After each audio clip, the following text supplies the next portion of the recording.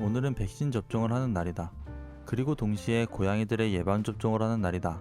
얼마 전 다람이를 잃고 마당에서 지내는 모카와 치즈에게 예방접종이 필요하다고 느낀 나는 하는 김에 집고양이들도 해줄 겸 집에서 직접 예방접종을 하기로 했다. 이렇게 예방접종을 병원에서 하지 않고 직접 집에서 해주게 되면 장점은 저렴한 가격이다. 병원에서 하게 되면 약 3만원에서 35,000원인 예방접종을 직접 하게 되면 만원에서 15,000원에 해결할 수 있다. 이는 접종 회당 가격이고 3주에서 5주 간격으로 총 3회를 맞춰야 하기 때문에 종합을 해보면 약 한 마리당 6만원을 절약할 수 있는 셈이다. 가장 먼저 백신을 구입해준다. 먼저 인터넷에 대한동물약국협회를 검색해 홈페이지로 들어간다. 그리고 좌측 상단의 동물약국 찾기를 클릭하여 원하는 지역을 선택해 약국을 검색해준다. 이때 우리가 구입하려고 하는 것은 백신이기 때문에 보유약품에 백신료가 있는지 확인하거나 카테고리의 백신료를 체크하여 검색해준다. 그리고 해당 약국에 백신 재고가 없을 수 있기 때문에 미리 전화를 하여 고양이 종합백신 또는 강아지 종합백신이 있는지 여쭤본다. 만약 해당 약국에 백신 재고가 없을 때는 주문을 해달라고 부탁을 드리면 늦어도 2-3일 내에 해당 약국에 입고가 되니 조금 기다렸다가 방문하여 구입을 하면 된다. 참고로 백신은 절대로 동물병원에서 구입하는 것이 아니다. 혹여나 동물병원에 가서 백신을 달라고 한다면 수의사의 거친 생각과 불안한 눈빛을 볼 수 있다. 이건 마치 비유를 하자면 병원에 가서 집에서 링거 좀 맞게 포도당 한 팩만 주세요. 라고 하거나 백반집에 가서 집에서 제육볶음 해먹게 돼지고기 한 근만 주세요. 라고 하는 것과 같기 때문이다. 그리고 간혹 직접 백신을 구입하여 예방접종을 하는 것이 불법이라고 하는 사람이 있는데 이에 대해서는 법적으로 명시가 되어 있지만 의견이 분분하다. 도와줘 스피드웨건. 안녕, 나는 참견쟁이 스피드웨건. 오늘은 반려동물의 예방접종을 직접 하는 것이 합법인가 불법인가에 대해 알려줄게.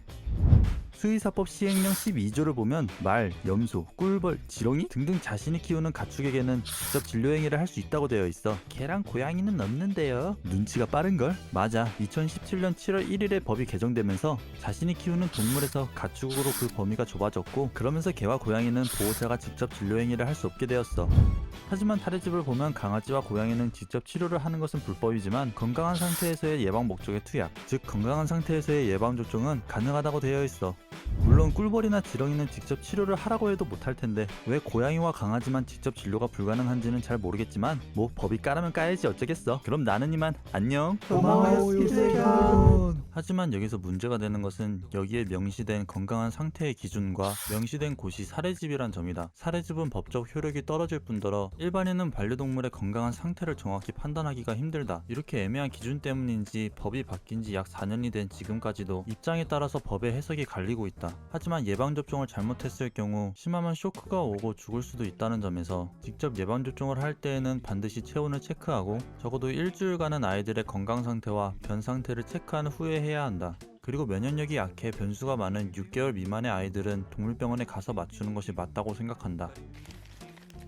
이렇게 백신 구입을 마쳤다면 백신과 함께 동봉되어 있는 주사기, 그리고 소독용 알코올과 화장솜, 마지막으로 가장 중요한 추루를 준비해준다. 이제 백신 뚜껑을 벗기고 곰으로 감싸져 있는 입구에 주사 바늘을 넣어 거꾸로 뒤집어 약을 잘 빨아들여준다. 참고로 고양이용 백신은 액상 하나이지만 강아지용 백신은 가루약이 따로 있다.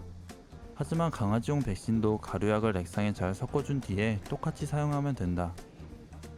이제 주사에 약이 다 들어갔다면 기포가 빠질 수 있게 딱밤을 몇 번 때려준 뒤에 약이 조금 나올 정도로 피스톤을 눌러 공기를 빼주면 잠시나마 의사가 된 기분을 느낄 수 있다. 주사는 고양이나 강아지 공통으로 감각이 거의 없는 목덜미에 놓으면 된다. 알코올을 묻힌 솜으로 목덜미를 닦아 소독해준 뒤 목덜미를 꼬집어 살을 모아주고 주사를 놓아주면 된다. 이때 약간의 팁이 있다면 살을 너무 많이 꼬집게 되면 주사 바늘에 오히려 살이 밀려 들어가 주사를 놓기 힘들어진다. 그러니 살을 얇게 꼬집어주는 것이 주사를 놓기에 더 수월하다. 주사를 놓을 때에는 망설이면 오히려 더 아프기 때문에 한 번에 힘을 주어 살을 뚫어주어야 한다.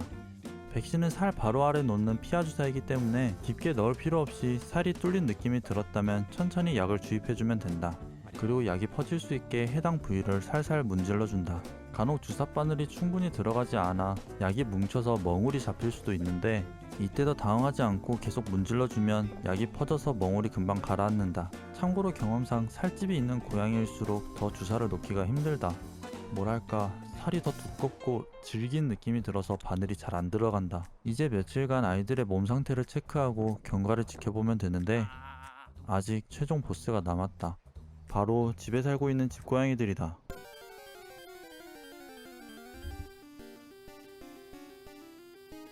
얘들은 품에 안기기는커녕 잡기도 힘들 뿐더러 심지어 추루로 유인하려고 해도 추루를 먹지 않는다. 살은 도대체 어떻게 찐 거야? 긴 사투 끝에 어르고 달래서 아이들을 잡았다. 이제 주사만 놓으면 되는데 어디야? 그냥 집고양이 2마리는 동물병원에 데려가서 접종을 하기로 했다. 그리고 백신을 맞고 너무 무리를 한 나는 밤새 두통에 시달려야 했다.